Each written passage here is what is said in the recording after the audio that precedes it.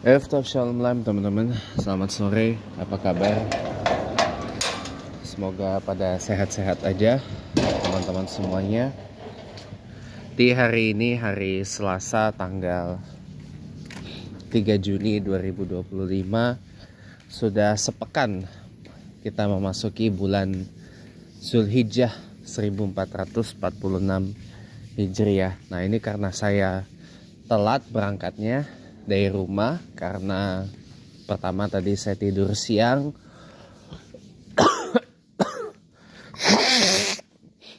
bangunnya jam 4 lewat 4 sore lewat ya, 4 sore lewat 10-an menit ke atas.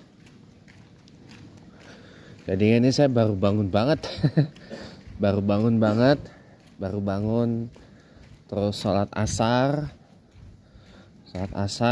mandi, terus ada amalan dikit ya, salah satunya baca suratul mulk ya. Saya setiap sore baca surah al-mulk teman-teman, setiap pagi baca suratul waqiah gitu. Nah, makan sore, tadi ngopi, baru dah berangkat jam 5.25 petang waktu Indonesia Barat, meskipun tadi saya baru angkat keluar dari rumah itu semenit yang lalu ya. Jadi kita lanjut lagi yang tadi ya teman-teman ya, tapi ini ke kesimpulan. Jadi teman-teman, saya perlu ngomong sekali lagi bahwa Jepang itu bukan negara yang anti imigran atau yang menutup dirinya terhadap para imigran gitu loh. Tapi Jepang itu boleh dibilang ketat dan selektif dalam menerima imigran. Karena apa ya? Pada zaman feodal shogun ya, Jepang itu kan ketutup banget ya, keisolasi banget ya, dan menutup diri banget lah Jepang itu dari dunia pada masa shogunate, pada masa shogun yang feodal itu. Baru ketika masa restorasi Meiji itulah di awal abad ke-19, barulah kemudian Jepang itu membuka diri ke dunia gitu loh. Selama 200 tahun ya, Jepang itu mengisolasi diri, menutup diri, baru kemudian membuka diri pada saat restorasi Meiji. Nah, akan tetapi yang namanya mindset, yang namanya pola pikir itu nggak bisa hilang dalam waktu yang singkat. Mayoritas orang-orang Jepang itu masih kayak, kalau bahasa Inggrisnya itu reluctant dalam hal ini gitu loh. Terbukti dengan para lawmakers dan para politikus Jepang itu, sebagaimana saya kutip dari Debito Ardo ya. Mereka hanya mau orang asing itu kerja di Jepang dalam jangka waktu tertentu, tapi tidak tinggal menetap bahkan selamanya di Jepang. Begitu mereka kerjanya udah selesai, ya pulang ke negara asalnya gitu loh. Mereka pulang ke negara asalnya, nggak tinggal menetap di Jepang gitu loh. Karena saya bisa mengerti kenapa. Karena di Jepang itu almost everything are expensive. Hampir semua di Jepang itu mahal karena pajaknya tinggi ya. Untuk ukuran orang Indonesia ya, kita nggak usah ngomong yang ini dulu deh. Biaya hidup sehari-hari di Tokyo aja, kalau kita gunakan uang, misalkan nih, uang UMP Jakarta, itu nggak cukup teman-teman, nggak cukup. Karena tarif KRL di Tokyo aja karena tidak disubsidi ya. Tidak disubsidi, itu rata-rata tarifnya sekitar mendekati angka Rp100.000 sekali jalan. Sekali jalan udah mendekati angka 100.000. Ya 90.000 gede lah. Tapi ada juga yang tarifnya di atas 100.000. Biasanya tuh kereta patas ya, limited express yang beroperasi di wilayah Kanto ya. Nah itu tarifnya di atas Rp100.000 dan itu wajar sih. Itu sama kayak kereta akap yang ada di Indonesia ya. Ini mobil Banyumas nih, pakai Canter microbus. Oh. Canter FE 110 PS.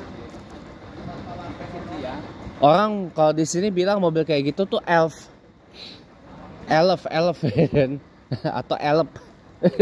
Kan? Padahal elf atau elf itu kan adalah mobilnya Isuzu gitu loh. Cuma karena memang udah digeneralisasi bahwa mobil kayak gitu microbus itu dianggapnya sebagai elf ya. Karena orang tahu mobil kayak gitu kan, dan Isuzu elf itu pasarnya juga gede, penggunaannya juga gede, banyak di sini. Jadinya orang taunya mobil kayak gitu tuh elf, disebutnya tuh elf. Padahal itu mobilnya bukan elf. Itu tadi mobilnya Mitsubishi Canter, kalau diesel Canter gitu loh. Mobilnya Canter, Mitsubishi Canter. Jadi kalau mobil, sekalipun mobilnya bukan Isuzu Elf ya, taruhlah kayak tadi Canter, Hino Dutro atau Toyota Dyna ya, microbus ya kayak tadi ya, orang tetap aja akan nyebutnya Elf gitu loh. Orang tetap aja nyebutnya Elf. Ya, sekalipun itu mobilnya bukan Isuzu Elf gitu loh. Ngomong-ngomong soal Isuzu Elf ya, di Jepang udah ada generasi baru, generasi yang lebih baru dari yang di sini disebut Elf Giga ya. Bentuknya lebih cakep lagi. Bentuknya lebih cakep lagi, baru keluar tahun 2023 yang lalu ya. Bentuknya lebih cakep lagi. Tapi masuk Indonesia ya masih sangat lama ya. Masih sangat lama lah intinya. Lah Elf Giga aja, yang Elf yang ini, yang sebelum yang generasi ke-7 ini, Elf generasi ke-6 ya. Elf generasi ke-6 itu keluar udah ada di Jepang dari sejak 2007. Tapi baru masuk ke Indonesia berapa lama kemudian gitu. Berapa lama kemudian ya, apalagi Elf yang ini, yang baru ini gitu. Nah kita lanjut ya teman-teman. Jadi Jepang itu tuh sangat stringent dalam hal imigrasi, karena gini teman-teman ya, sebagaimana tadi sudah kita bahas dari hari yang kemarin, Jepang itu adalah negara yang orang-orangnya tuh masih banyak yang xenofobia atau takut kepada warga negara asing. Karena kita di Jepang, kita sebagai warga negara asing itu tidak hanya diminta untuk berakulturasi dan menyatu dengan mereka, enggak. Tapi kita diminta untuk berasimilasi dengan Jepang. Apa itu asimilasi? Asimilasi itu adalah kita menyatu, kita berintegrasi dengan orang Jepang, tapi budaya asal kita tuh hilang. Beda dengan akulturasi. Akulturasi adalah kita berintegrasi, kita menyatu dengan budaya mereka, tapi di satu sisi budaya asli kita nggak hilang. Nah, itu beda dengan asimilasi. Jadi singkatnya gini, orang Jepang itu menginginkan foreigner itu tidak hanya berbaur, berintegrasi dengan mereka, tapi juga sama seperti orang Jepang. Itu namanya asimilasi, itu seperti itu, dengan menghilangkan budaya asli kita. Jadi kita sepenuhnya seperti orang Jepang gitu loh. Walaupun itu nggak mungkin ya, karena tetap aja orang Jepang itu akan ngelihat kita tuh dari luar, dari appearance. Bahkan kalau kita sudah jadi warga negara Jepang, di naturalize sekalipun, tetap aja mereka nggak ngeh kalau kita ada warga negara Jepang. Mereka pasti akan lihat dari luar. Terutama mungkin yang noticeable banget adalah orang kulit putih, orang bule, orang Londo, Kaukasia ya.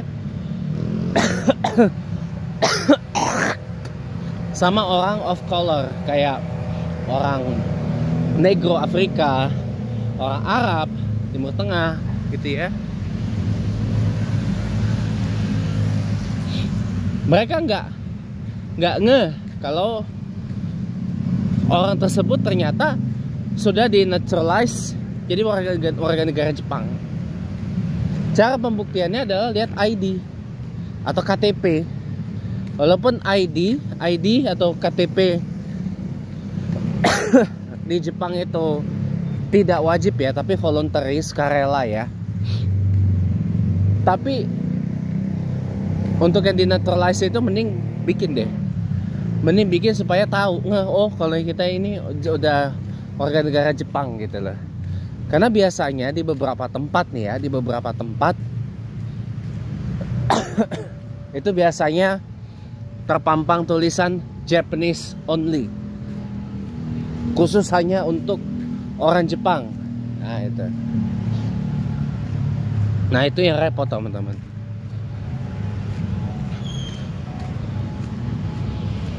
Lagi pula kalau untuk orang seperti saya ya,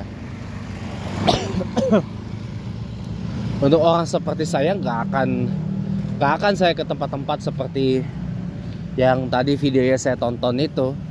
Itu kan kalau di agama saya ya, agama Islam ya, itu kan tempat maksiat gitu loh, tempat maksiat gitu, tempat yang sangat-sangat dilaknat sama Allah gitu loh, ya kan. Nggak mungkin juga saya ke sana, ya kan.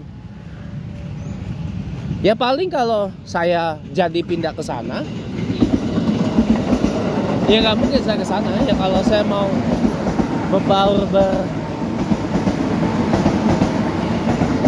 bersosialisasi kan banyak tempat yang pas daripada kayak Kazuya bar kayak gitu. Banyak tempat-tempat yang lebih proper dan pas untuk itu. Contohnya apa misalkan? Kalau kasus saya sebagai seorang Muslim ya, seorang beragama Islam ya, salah satunya itu di masjid, kayak di Masjid Tokyo atau Tokyo Jami, dengan para mu'alaf-mu'alifah Jepang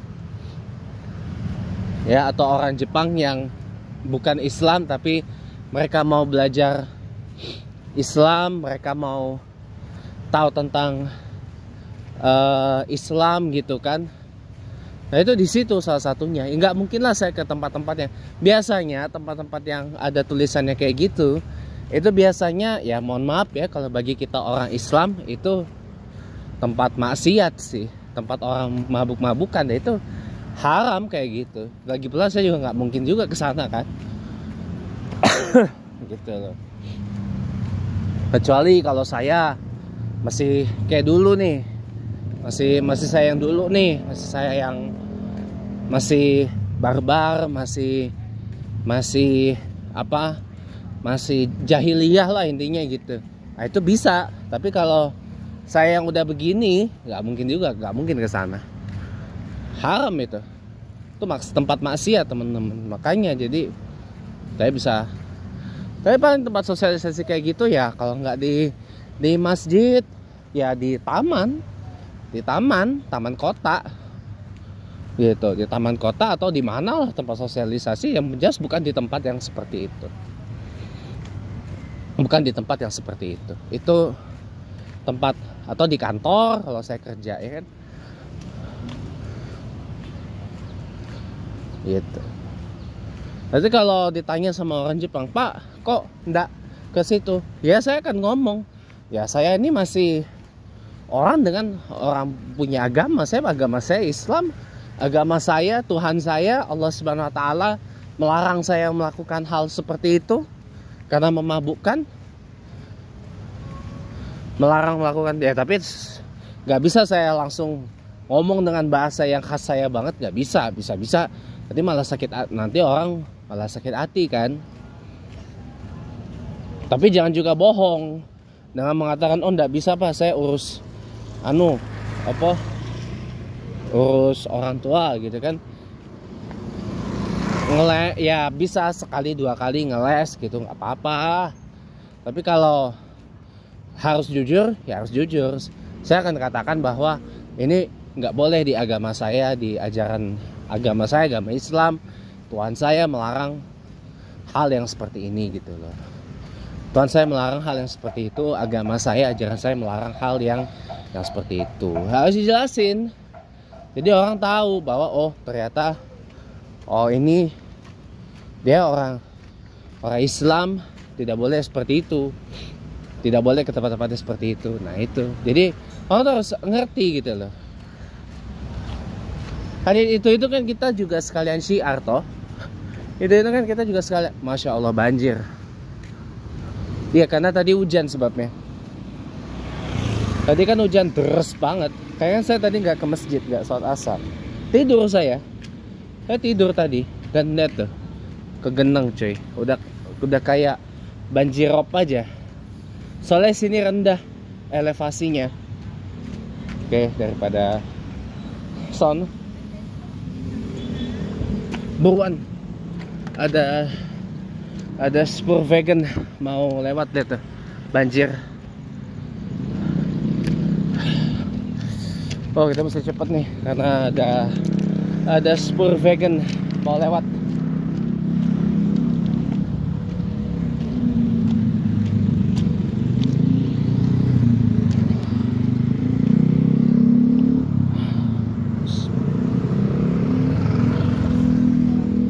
Oke, jadi ya itu teman-teman ya, sekedar pengetahuan aja. Jepang bukan negara yang tertutup sepenuhnya, enggak kok. Tapi banyak yang mengatakan gini, Jepang itu sekarang ini kayak tadi siang kita bahas ya, Jepang berada dalam satu fase yang sekarang itu disebut problem 2025. Ya. Dimana orang-orang yang lahir di era pasca Perang Dunia Kedua itu usianya sudah lanjut banget teman-teman, sudah lanjut banget ya, udah lanjut pakai banget lagi. Sebentar.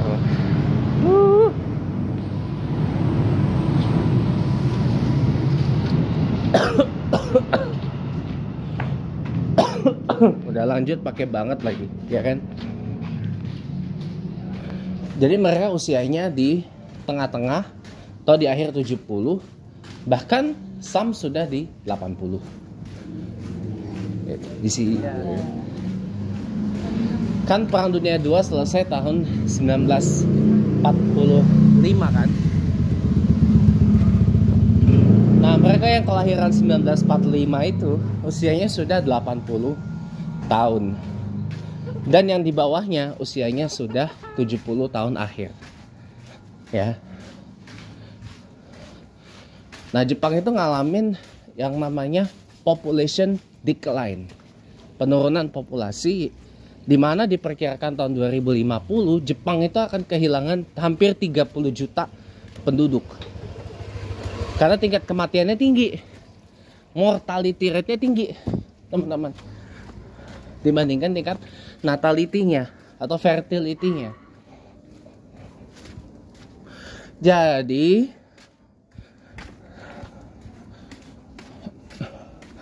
Jadi makanya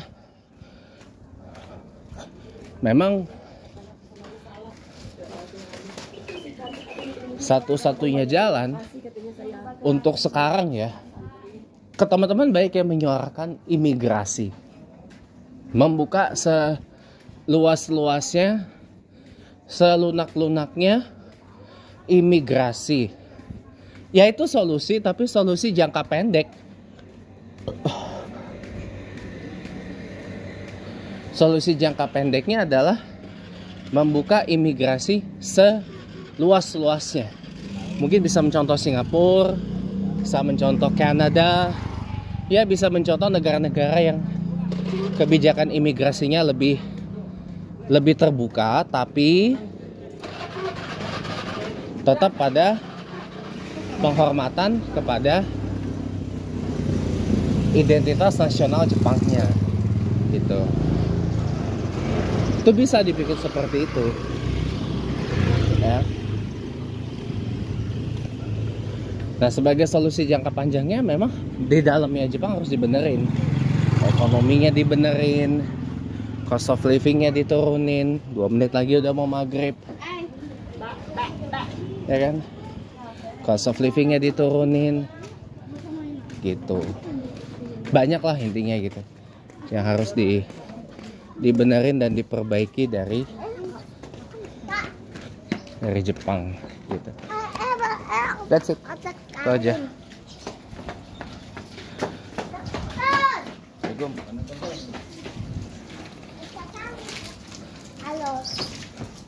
Oke, mungkin itu aja yang bisa saya share. Terima kasih sudah menonton.